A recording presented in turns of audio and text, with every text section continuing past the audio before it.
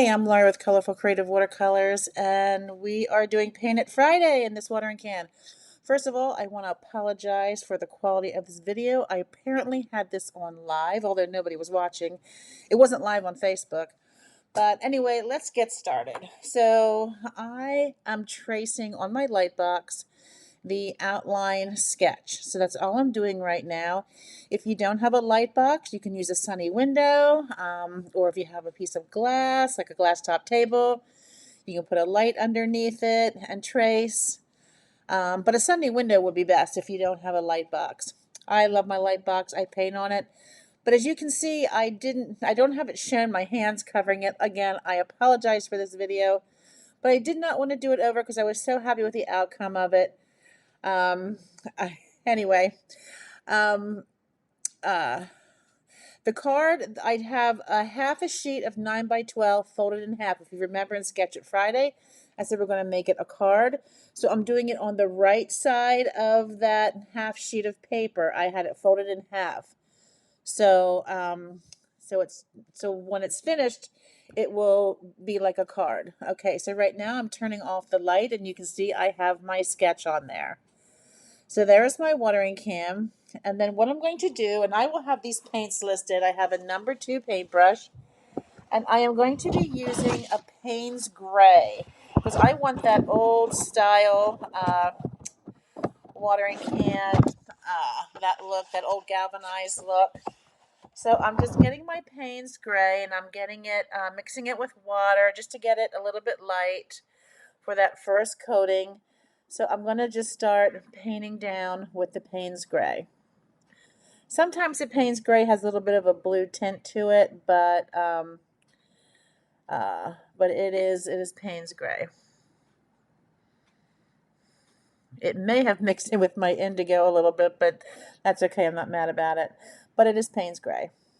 So I'm just filling in that area of the watering can with that light wash. Don't worry about the pencil marks because they will eventually be covered up. And so now I'm just painting. I'm just filling in between the where we traced it. So I'm just going down, just painting. And again, I'm sorry. I thought I had my camera angle right, and I did not. And then apparently I had it on live. I was using my phone to do this. And so on my fixture that I have to face down, straight down, I must have hit live instead of recording, but still it's still there it is. So now I'm just painting that handle. And see, that's why you only needed to have the line, because you're just following the line of your handle. And I'm kind of darkening where the edges there are, where the edges are. And you'll see like where the handle meets the can. Don't worry, that's all going to look different because we're actually going to give it a little rusty effect. But I'm kind of just shadowing that in with a little bit of a little bit darker pigment. I'm just going over the areas, just filling it in. Now I'm going to drop in a little, it's called Indian Red. Oh no, I'm sorry, I'm not doing that yet.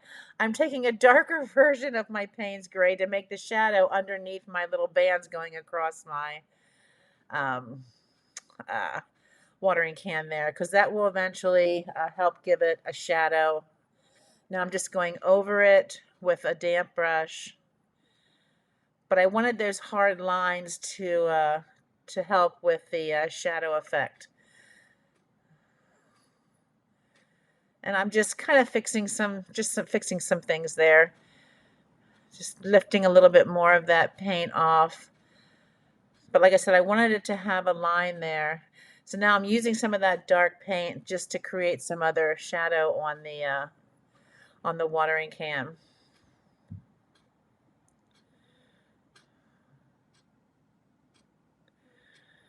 So yeah, we'll just keep on painting. Just doing that first. Well, it actually dried pretty quickly because it was a wet on dry, so I can go over it with some other paint. But I'm not worried if I would get blooms in here because I want that old-timey, old-fashioned look. So yeah, I'm just redefining that handle a little bit. And now just looking back, now I'm mixing up some more paint. Now while the paint is a little wet, now I am dropping in that Indian red. It's called Indian red. It gives like that a rusty look. And what I'll do is I'll drop that in there. If you don't have Indian red, you could use a brownish color or a light red or an orangish, actually not a light red, an orangish color. But I'm using Indian red. And I'm just putting in some areas where I feel that I want it to look rusty. So I'm just doing that. So basically what I'm doing is I'm just going over the areas of the, I'm damp. You can see I'm wiping off my brush because now I'm going to switch to my number 2 brush. I was using the number 6 brush. So I'm switching to the number 2 brush. And I just want to bring some of that rust up a little bit until you can barely see it anymore, but my paintbrush is still damp. So I just want to just keep going, defining that handle of the watering can.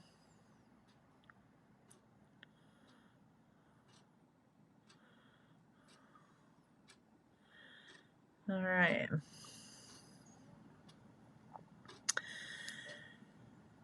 So next I will still be adding some more of that Indian red, just to define it a little bit more, because I'm just kind of working layers. And like I said, it dries quickly, so I can put those layers on. Now I'm going to put some elsewhere on the can just to, just give it that rusty look. It's an old watering can. I had one of those already, an old galvanized rusty watering can. I think I had one pretty similar to what this one looks like, except I did the spout wrong on this one. The spout should have came up a little more from the bottom, but I'm not mad about it. However your watering can looks, however you made your watering can to look in your sketch, I'm sure it's beautiful. Now I'm just taking a little bit more of that Paynes Grey and going along the bottom because I want to create that 3D, that shadowy effect of those bands going around it.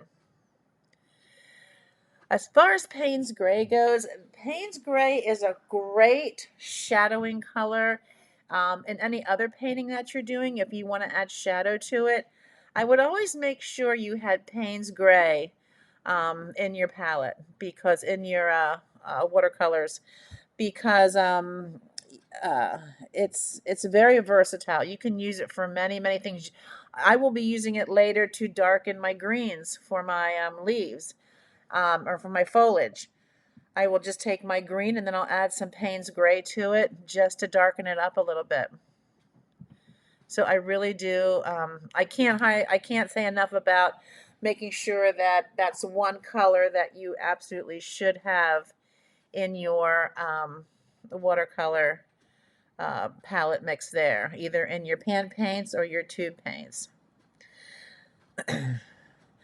I think that and ultramarine blue, not that I'm using ultramarine blue, but ultramarine blue and Paynes Grey, I think are 2 paints that you should have in your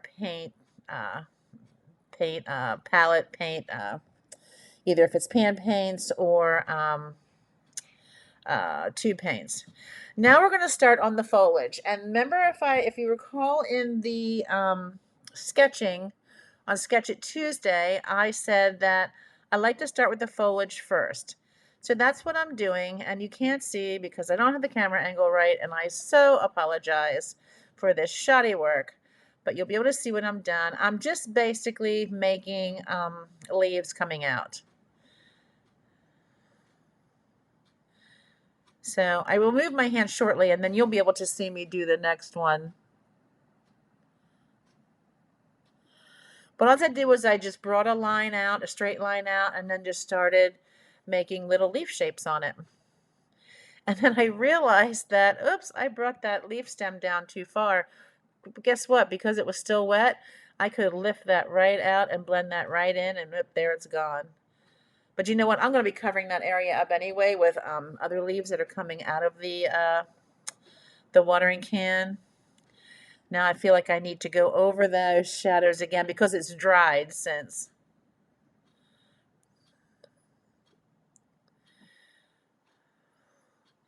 Sometimes I get distracted with what I'm doing and I go from, I was making foliage to now, oh wait, I want to fill it in. Now we're going to go back to the foliage. So you'll see now I'm going to make several stems coming out once I get my paint mixed together. Well, I'm not really mixing my paint, I'm mixing it with water and just getting it to the right consistency that I want it to be. So you'll see I'm going to make a line out. See that line there?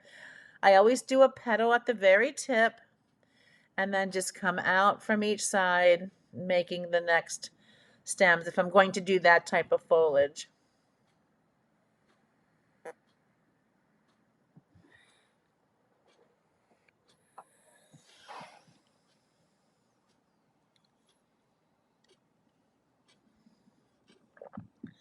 So we're just making that stem there come out. And then when I was painting it, I realized, oh, my leaves are a little big, but you know what? It doesn't matter because we're going to have so much going on in there. It's not really going to matter. So just paint your leaves. You're just going to make a little curvy line coming out, putting a little leaf on the end, and then your leaves coming out the sides. And you can either do that by starting with the tip of the brush and dragging it flat and then lifting it up, or you can just do like 2C's, to make a, pointy end to make your leaf. However you want to make your leaves. I do want to make a tutorial on how to paint leaves. But I'm just putting random leaves. You don't even have to put them the same place I do. You can put them wherever you want. You'll see I'm going to place them to where they're actually floating in the just on the white paper. So you see there's a couple that right there. There's two just random leaves peeking out because we'll have other things going on in there.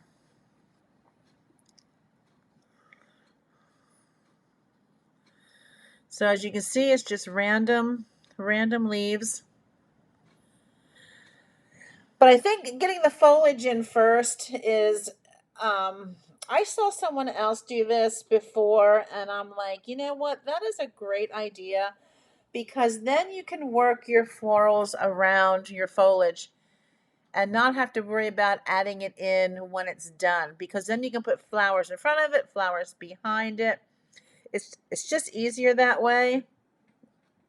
But one thing to remember when you're doing your foliage, we are going to have, I like to work in odd numbers. When we get to the florals, the focal florals, they're going to be like a pink hibiscus type flower. I usually do odd numbers. So I'm going to do 3 that are in the front. And so you don't want too much going on there in the front because you should like have your focal flowers in there. They're the ones that'll be more defined compared to the ones that are going to be in the background. So I'm still doing leaves.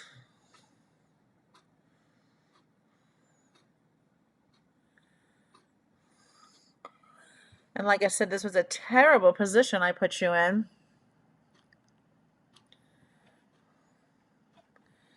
You really only get to see my hand most of the time. I'm so sorry. But I think if I explain it well enough as to the process, you'll get the gist of it. By just making your straight lines for your leaf for the tall ones and your little leaves. So what I'm showing you is I'm using a permanent rose, and I'm basically just going to be for our focal flowers.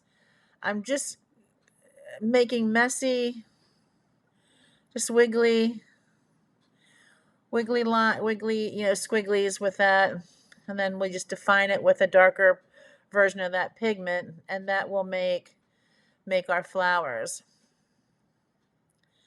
So I'm just trying to give you an idea of what it's going to be looking like when I do those flowers. So just making those petals. And don't worry, because we're going to be defining them at the end. So don't worry if it okay, this doesn't really look like a flower yet. Well, it will when we're done, because we are going to use a micro pen or Micron pen to define those hibiscus. But then when you drop in a darker version of that same pigment, it'll, it gives that center look more. Now that isn't the best representation. The first one was, but you'll see what happens when I paint them in here. And you'll notice when I do, I will be going over top of those, some of those leaves, and that's fine. That's fine. So it's making sure it's dry. You don't want it to be wet. You want to make sure that background is dry before you put those your flowers on. So I'm just kind of going on the outline of it right now, just making those outer petals. And now I'm just kind of filling them in.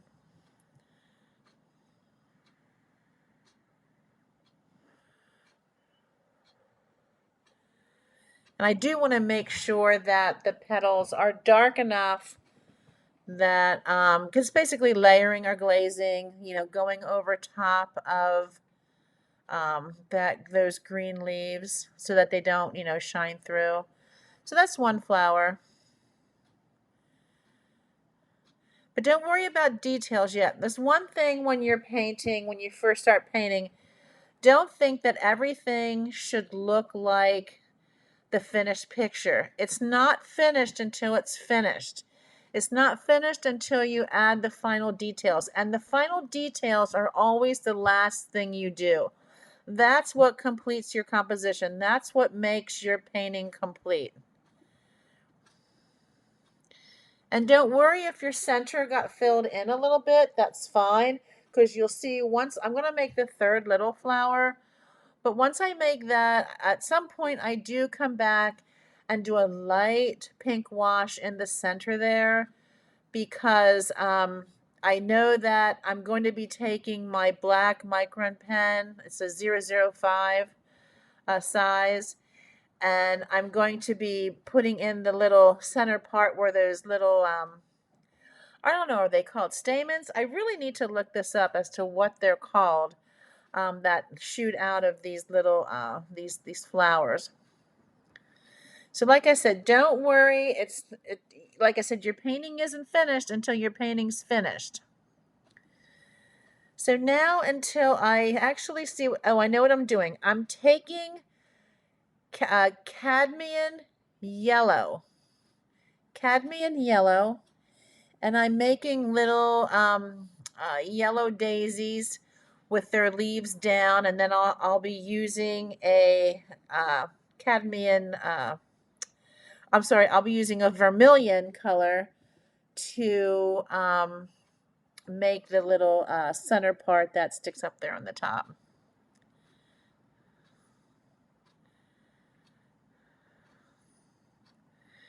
And I'll just make a couple of those.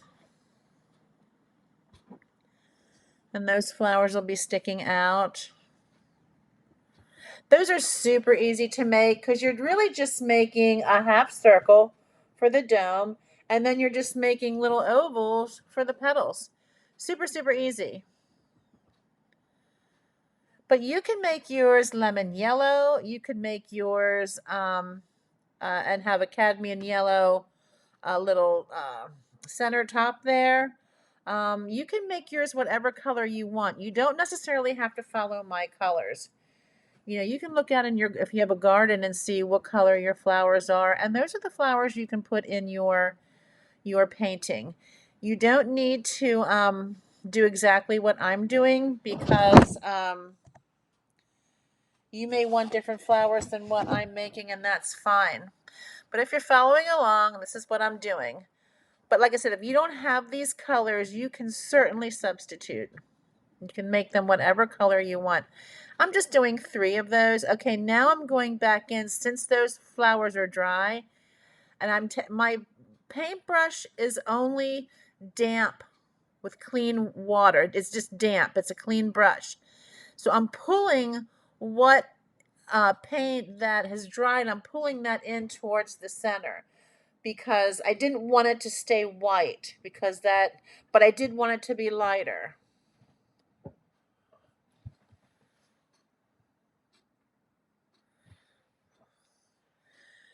And now I'm just kind of defining a little bit the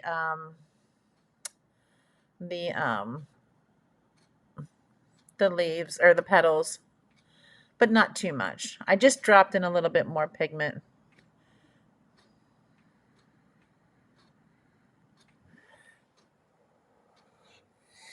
I noticed that this video freezes every once in a while. I think that's because I was on the live part. So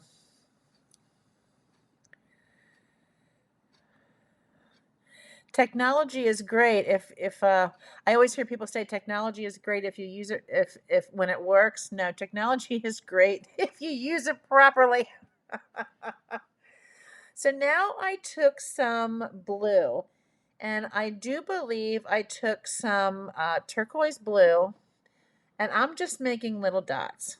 I'm just making little dots here and there, and then I dropped in a more concentrated version of the turquoise blue. I started off light and then did a concentrated, and they're just going to be like little berries, little, maybe whatever you want. They can be little flowers, little berries, just little dots, just a hint that there's something else there. Because our main focal is going to be those 3 flowers in the front. Now I will randomly place those 3 dots, or no, they're more than 3 dots. I will randomly place those little blue dots and dashes, basically what I'm doing, at different areas of the composition.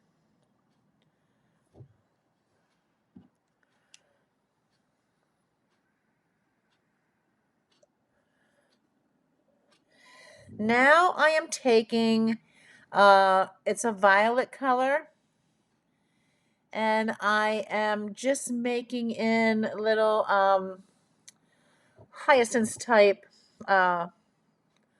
flowers. Actually, they're not hyacinths. They're more,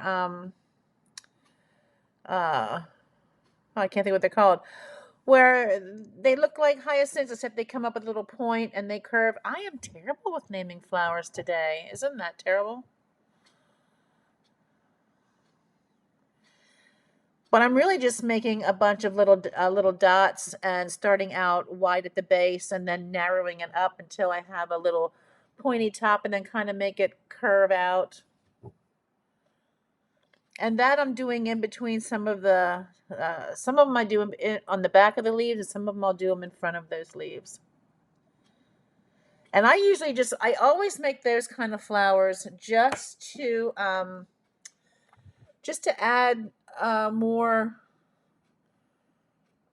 variety of florals in there. You can add whatever you want in there. I am actually, as I'm sitting here doing this voice recording, I am Googling garden flowers, because would you believe I worked in a garden center I worked in the home accents. I was the manager of a home accents department for many years. You would think I would know the name of flowers.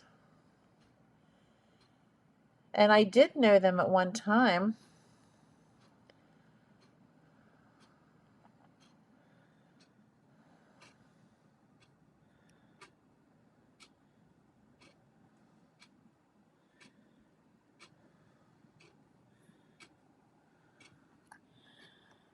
All right, so I think I have in there as many of those as I'm going to put.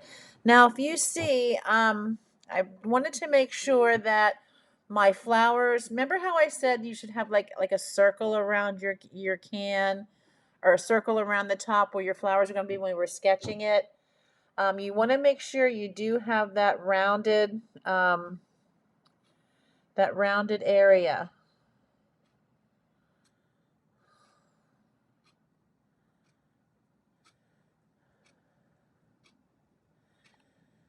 All right, here's one flower I found called Stock or Snapdragons, or kind of to that effect, what I was making those purple flowers to be like.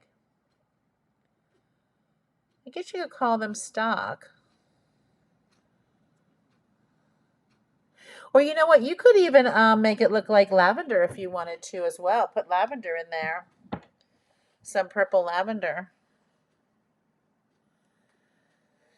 All right, now what I'm doing is I'm going to wet my, I'm taking some orange. I'm actually taking it's cadmium red, but it kind of looks like an orange. And I am just making some more little dots in there. It's just for some other like nondescript flowers, just to add more color to the arrangement. Because like I said, it's the focal flowers in the front that are really the ones that you're going to want to, define. So when I do with the cadmium red ones, I'm just making like 4 little dots here, 4 little dots there, like, petals of it, like 4 petals of a flower.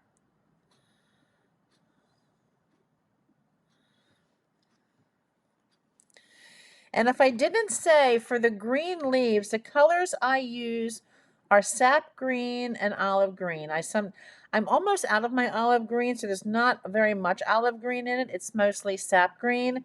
And then to darken it, then I add the Paynes Grey. And I will have a list of colors listed at the bottom of this video on YouTube, of the colors that I used, and then you can use whatever colors you feel closest to it, or whatever colors you like, whatever colors you want your foliage to be, your can to be. You might want a blue watering can. That's fine. You don't need to make it just like mine. I'm just showing you what I'm doing. So I'm pretty sure I finished. Oh, and I did put little green stems coming down from my yellow daisies.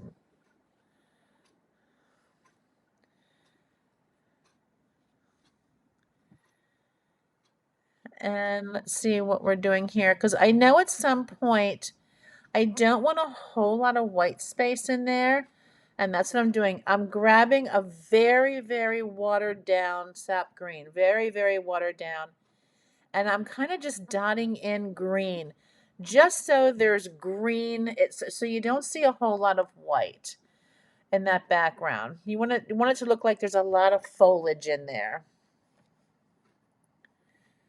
Because this isn't like like an actual rendition of an actual watering can with actual flowers in. This is just more and not abstract, but a fun painting.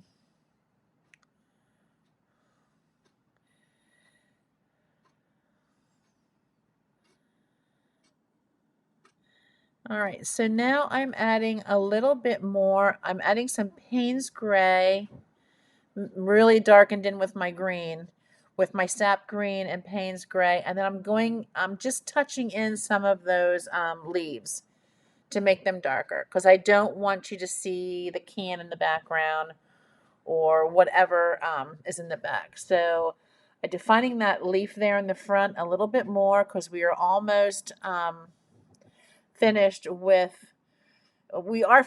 the florals in. So now we're just adding in the details.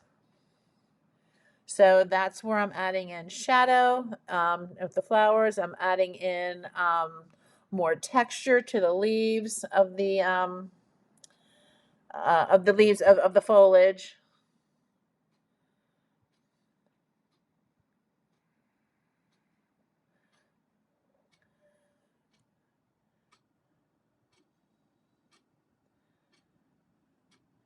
So yeah, so that's what we're doing at this point, is we are just defining some of those. See how I'm going over that leaf there? And I'm not doing it the whole leaf. I'm just dropping in some darker color. And you want to know that your things, the flowers in the forefront should be darker than what's going to be going on in the background. And especially if these are your focal areas, you want them to really show. So now I'm just dropping in some more of that Indian red. It is a watered down Indian red, but I want to really get that because you can see when the paint dries, it lightens up a little bit. So now I want to define those areas, those rusty areas, just a little bit more because when it dried, it did lighten up.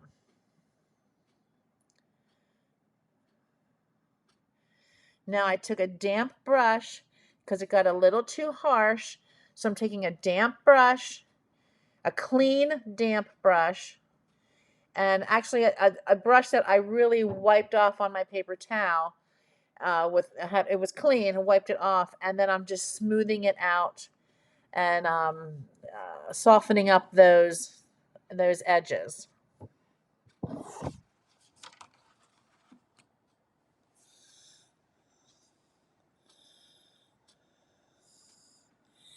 So there's my rusty can. I always like to go back over those shadow lines, just so it looks like, that it's coming out a little bit. It has a little bit of dimension to it.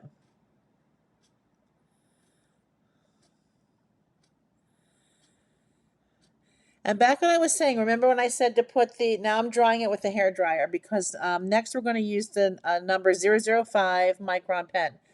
But remember how I said when you did the sketching of the watering can to put the circle around where your flowers are going to be? Because that's how I wanted you to remember it, that you want your flowers to be coming out not only at the top, but some on the sides. And, so it's sort of rounded. A lot of times mine does end up looking a little square. But let me see once that dries.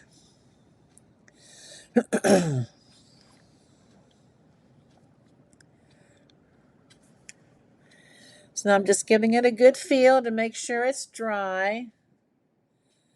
And it is.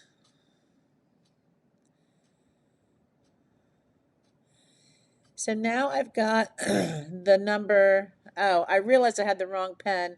Then I found another pen. I dropped it on the floor. And then I'm like, oh my gosh, where did that pen go? But then I realized that wasn't even the pen that I wanted.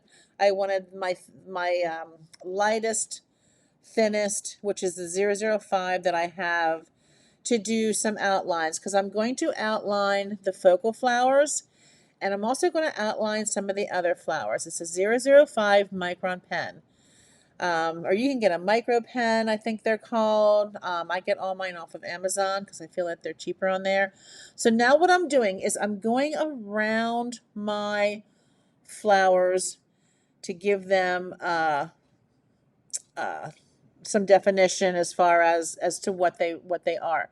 So I'm kind of just like outlining them, but I'm not outlining them right on the nose of where I have the paint.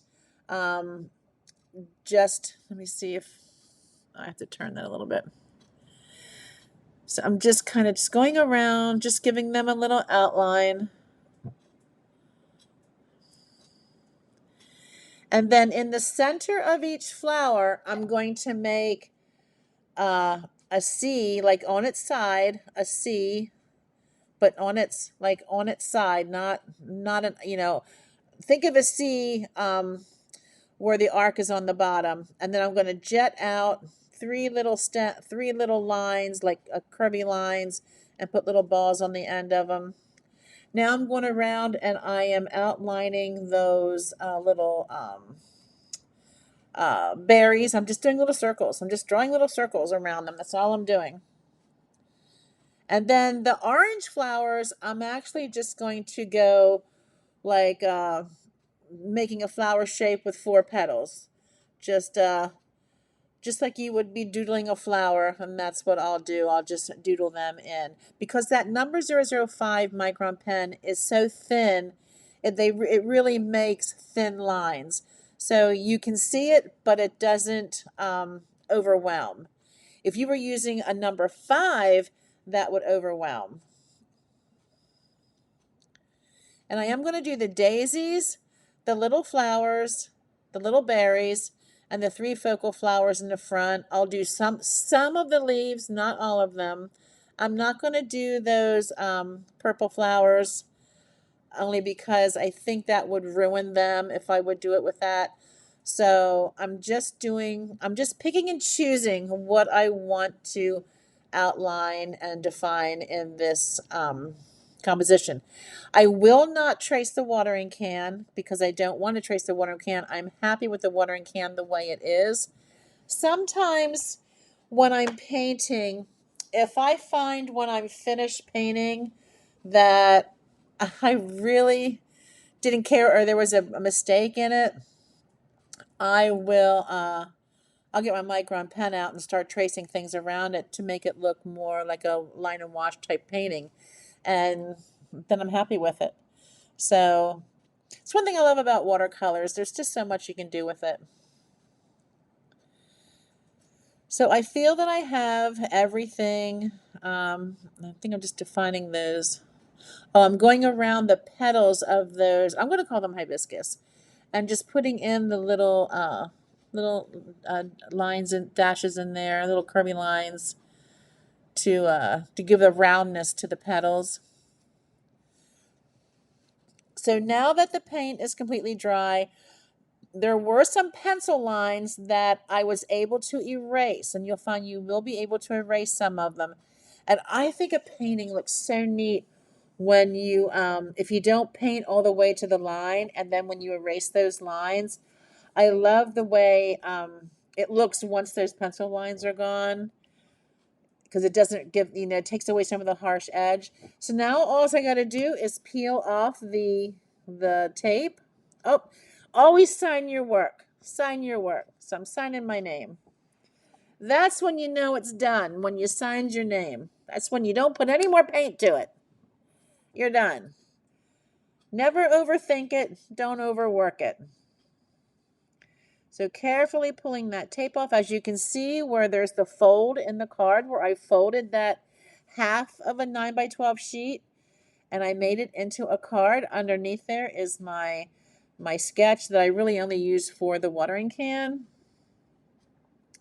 And there you can see the card is finished. I will have to take my one straight edge ruler and really give that a good fold. But there is the card.